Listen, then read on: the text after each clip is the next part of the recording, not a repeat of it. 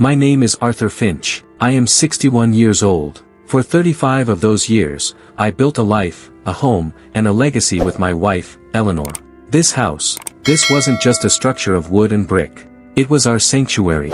Every floorboard echoed with the memory of our laughter, every wall held the ghost of her perfume. After she passed, the silence was a physical presence, a weight on my chest that made it hard to breathe. I'm a structural engineer. My entire career was built on principles of integrity, of calculating loads, of understanding that even the smallest crack, if ignored, can lead to a catastrophic failure. I applied that same principle to my life. Be solid. Be reliable. Be the foundation upon which my family could safely stand. My son, Liam, was that family. My only child. The center of my universe after Eleanor was gone. He was 28 when he met Chloe. He brought her here, to this house, his eyes shining with that youthful hope I remembered so well from his mother. Chloe was dazzling. 26, with a laugh that could fill a room and a charm that felt like a warm blanket. She was a junior marketing executive, sharp and ambitious. I was happy for him, truly. I thought his foundation was secure. When they got married a year later, it was the happiest I'd seen Liam since his mother's funeral. And when they came to me, 6 months after the wedding, with strained faces, my paternal instincts kicked in immediately. "Dad," Liam had said, his voice tight. "There's been a problem with our condo. A massive water leak from the unit above us. The place is unlivable. The remediation and repairs are going to take at least 6 months." Chloe had looked at me, her big, blue eyes wide with feigned distress. "Arthur, we're so desperate. We just need a soft place to land. Just for a little while. We'd be so quiet, we wouldn't be any trouble." How could I say no? This was my son. My flesh and blood. I moved out of my master bedroom suite, the one I'd shared with Eleanor, and into the smaller guest room downstairs. I gave them the run of the upstairs. I wanted them to be comfortable. I wanted to help. The first month was fine, pleasant, even. But slowly, the atmosphere began to shift. The cracks started to appear. Chloe's charming assertiveness began to curdle into outright entitlement. My house was no longer my house. It was becoming her domain. She'd reorganize my kitchen, putting my things where I could never find them. She'd make comments about the drab artwork Eleanor had curated, suggesting we replace it with something more modern. She started hosting her friends for loud, wine-soaked gatherings that would go on until 2 a.m. on a Tuesday, while I had to be at a construction site at 6:30 a.m. I'd pull Liam aside. "Son, you need to talk to her. This is still my home." He'd just look at me with this exhausted, defeated expression. "I know, Dad. I'm sorry.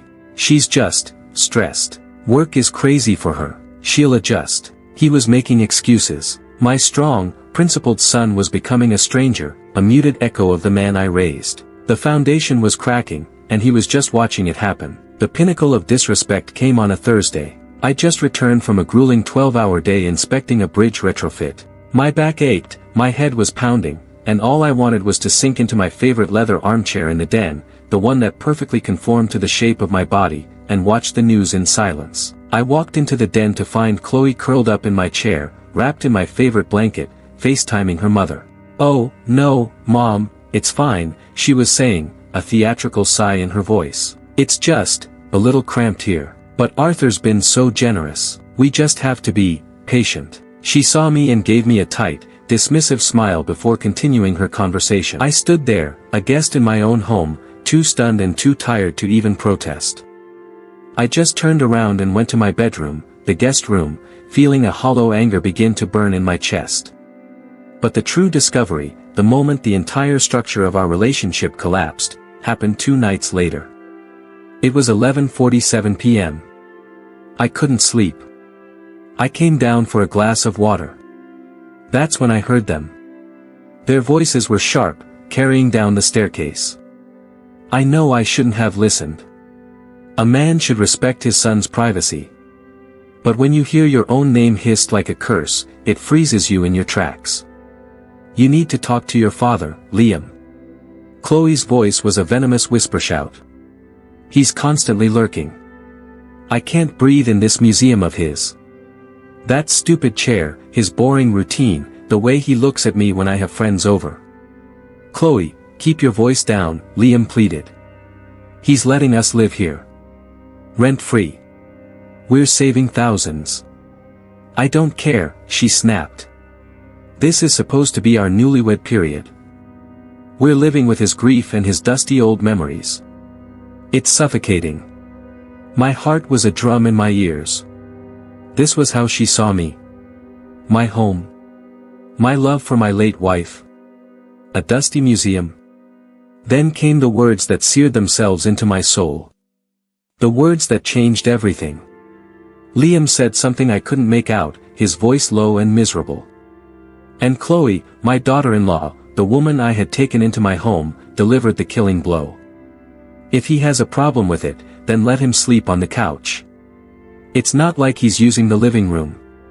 This is our space now, Liam. Our house. You need to man up and make him understand that. In my house. The house I built with Eleanor. The house where I raised Liam. The house whose mortgage I paid for 30 years. A coldness washed over me, so absolute it extinguished the hot anger instantly. It was the same cold, clear focus I get when I'm looking at a set of flawed blueprints, spotting the critical error that everyone else has missed. I didn't hear the rest of the argument. I stood there in the dark, the glass of water forgotten in my hand. The betrayal wasn't just from Chloe. It was from Liam. His silence was an agreement. His weakness was a weapon turned against me. I went back to my room, but I didn't sleep. I sat in the dark, in the guest room, and I planned. The engineer in me took over. Revenge, I realized, is not about emotion. It is about physics. It is about applying precise, calculated pressure to the weakest point until the entire faulty structure gives way. Emotion would make me sloppy. Cold, hard logic would make me unstoppable. My first move was intelligence gathering. I needed evidence. I went to a discreet, high-end electronics store and purchased two things, a very small, voice-activated audio recorder, and a subtle, wide-angle lens nanny cam that looked like a USB charger. The next day, while they were both at work, I performed my first installation. The charger cam went in the living room outlet. The voice recorder, I slipped inside the large, faux wooden vase that sat on the console table right by the front door, a place they frequently stopped to argue in hushed, heated tones. I am not a tech-savvy man, but necessity is a brutal teacher. I learned. For the next 3 weeks, I lived a double life. On the surface, I was the same, slightly sad, accommodating father and father-in-law. I went to work. I came home. I bit my tongue when Chloe made passive-aggressive comments about the grocery bill or the bold man smell in the den. But underneath, I was a spy in my own home. And the recordings I gathered were more damning than I could have ever imagined. It wasn't just Chloe's complaints. It was their plans. I heard them discussing how, with the money they were saving, they could put a massive down payment on a real house, not the drafty old relic they were currently stuck in. I heard Chloe pressuring Liam. Your dad is what, 60? He could live another 30 years. We can't wait for him to die to get what's rightfully yours. You need to talk to him about adding your name to the deed. For estate planning purposes. He's soft, he'll do it for you.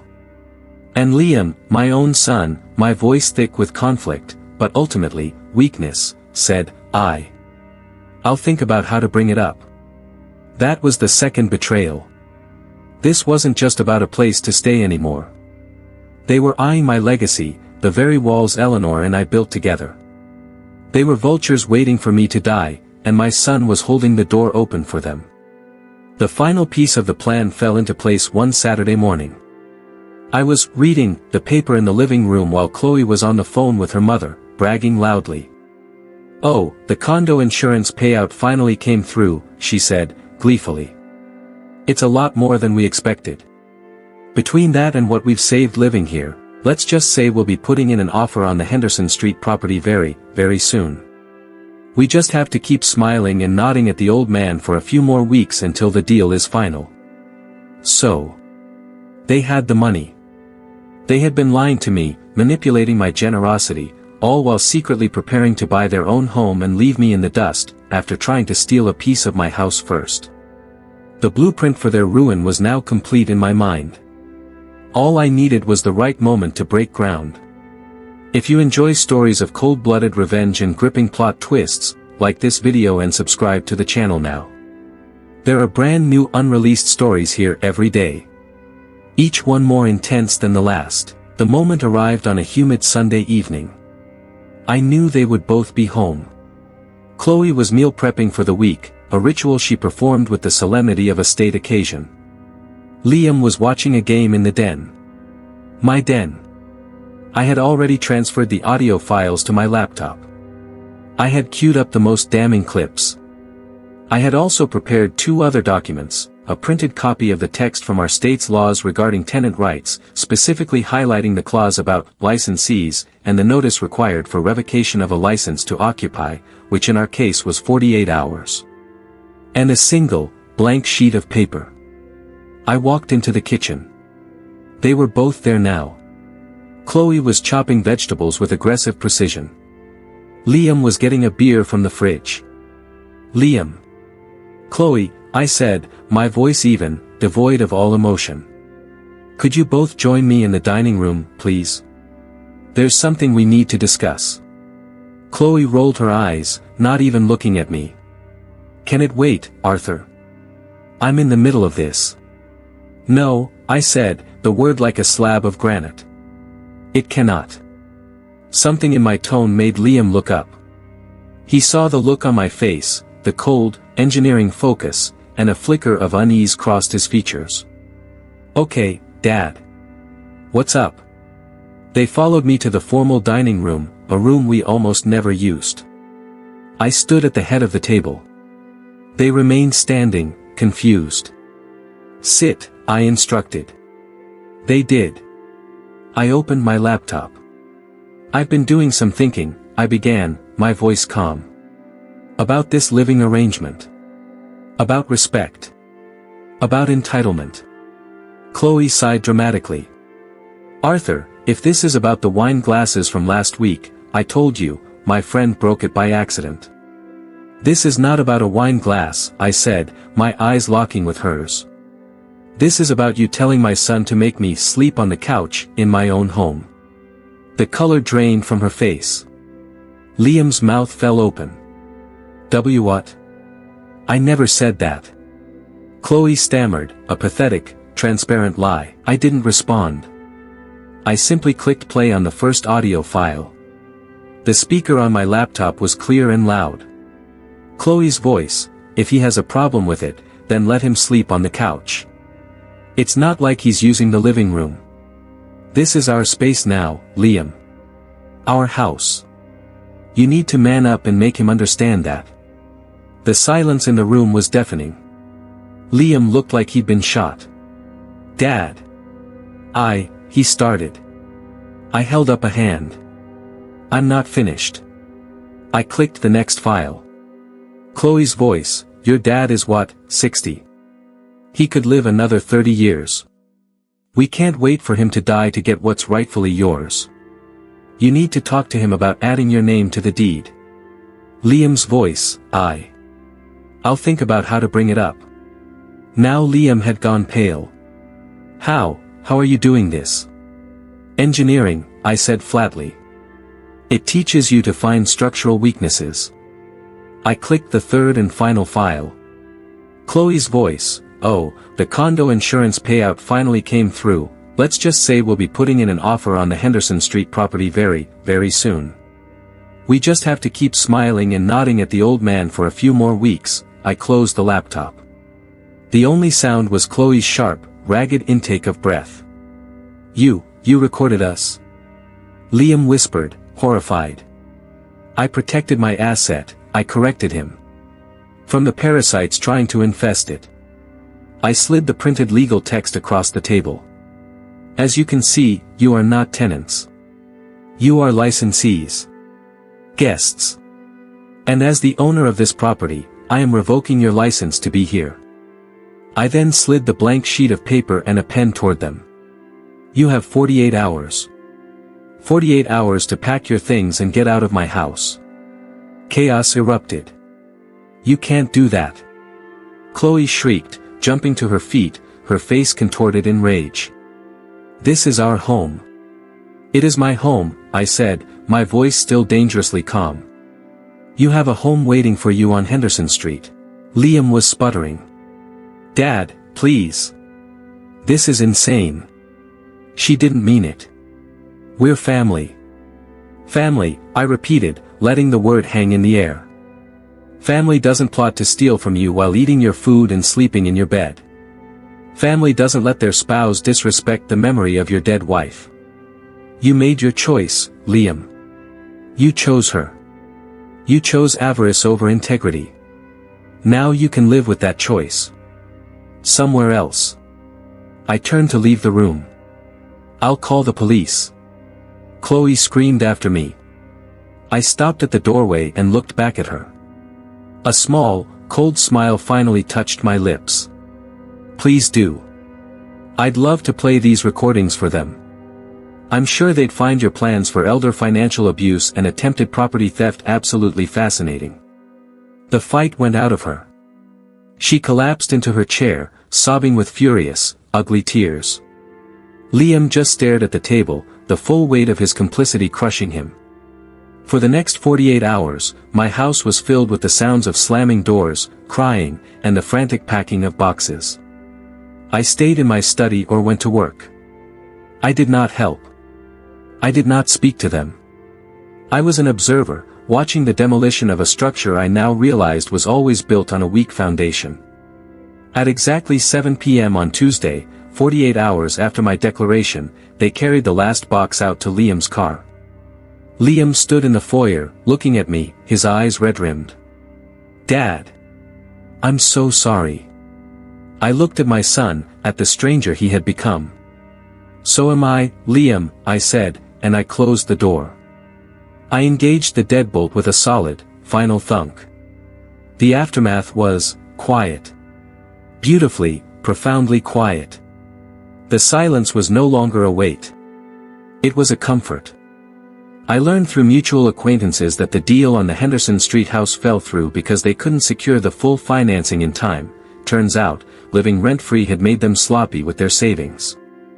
They were forced to rent a small, overpriced apartment on the other side of town.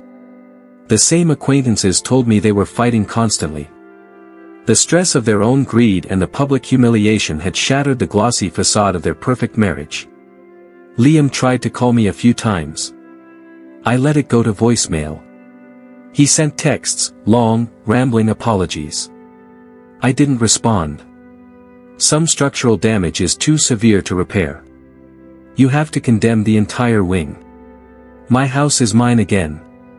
It smells like coffee and clean linen, not Chloe's cloying perfume. My chair is mine. My peace is mine. The lesson I learned is this: blood may be thicker than water, but poison is poison, no matter who is handing you the glass. You must always be the engineer of your own life. Regularly inspect your foundations. And when you find a crack, a rot, a weakness that threatens to bring everything down, you have two choices: let it collapse on you, or take a sledgehammer to it yourself. I chose the sledgehammer. If you enjoyed this story, please like this video and leave a comment telling me what you thought. Did Arthur do the right thing? Was the revenge too harsh? I want to hear your opinion. And if you haven't subscribed to the channel yet, please subscribe and hit the notification bell to get alerts about new stories like this one. We have tales of corporate backstabbing, family treachery, and romantic betrayals all coming your way. Thanks for watching, and I'll see you in the next one.